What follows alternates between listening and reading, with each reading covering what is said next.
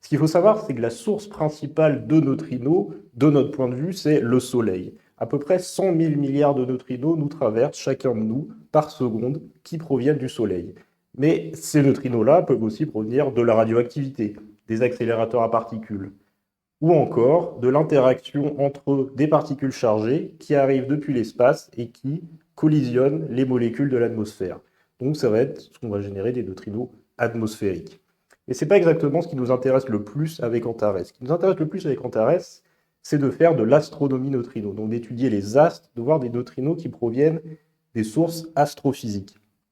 Ces sources-là, ça peut être des centres de galaxies, des trous noirs, ce qu'on appelle des tidal disruption events, c'est-à-dire des étoiles qui sont arrachées et avalées par des trous noirs.